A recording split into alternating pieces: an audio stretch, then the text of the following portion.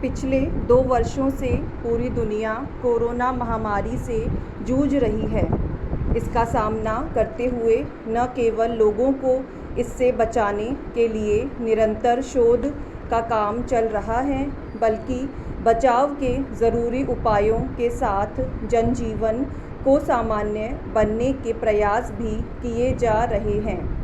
करीब 6 माह बाद कोविड-19 के नए मामलों की संख्या 20,000 से कम दर्ज की गई है और अब देश में संक्रमण के कुल सक्रिय मामले भी 3 लाख से कम रह गए हैं।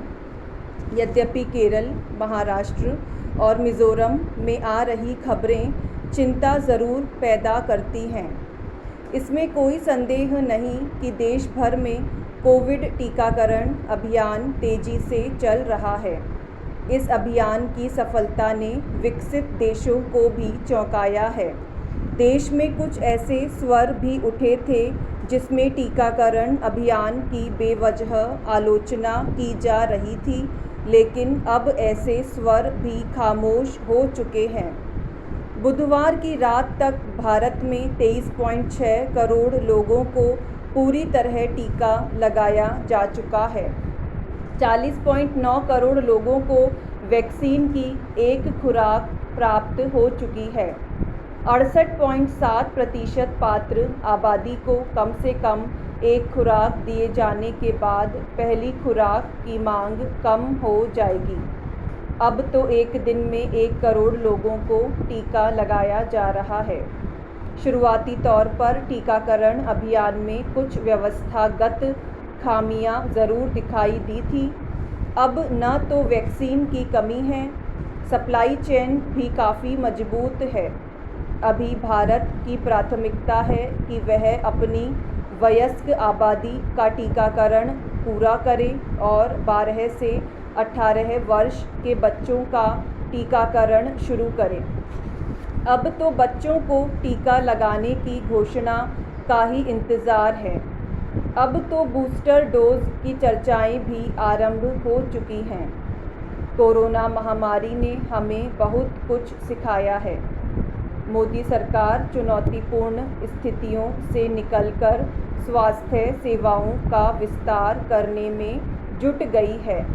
प्रधानमंत्री ने देश में हेल्थ मिशन के विस्तार के रूप में प्रत्येक नागरिक को डिजिटल स्वास्थ्य आईडी प्रदान करने वाली महत्वाकांक्षी योजना की शुरुआत की है, जो उपचार के वक्त हर व्यक्ति के रोग व उपचार का विवरण एक क्लिक में सामने ले आएगी।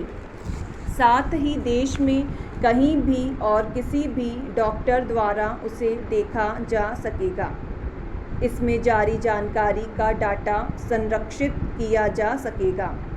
कोरोना महामारी के दौरान एक सकारात्मक पहलू यह भी है कि घर से बाहर निकलने की बाधाओं के दौरान टेली मेडिकल का क्षेत्र उभरा है। सरकार द्वारा डिजिटल प्रणालियों का विस्तार तेजी से हुआ है। कोरोना महामारी की रोकथाम के लिए टीकाकरण अभियान में डिजिटल तकनीक का इस्तेमाल प्रमुखता से किया गया।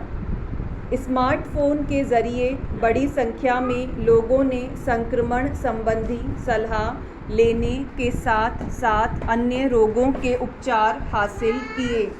सेहत की जन्म कुंडली यानी हेल्थ आईडी की योजना असाधारण पहल है।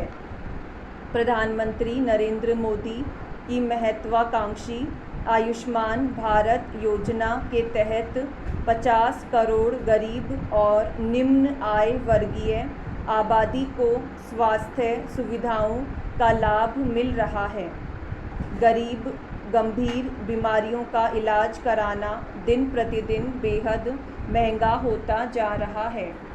अब गरीबों को इलाज की सुविधा मौजूद है। Para change. यह दुनिया की सबसे बड़ी सरकारी बीमा योजना है।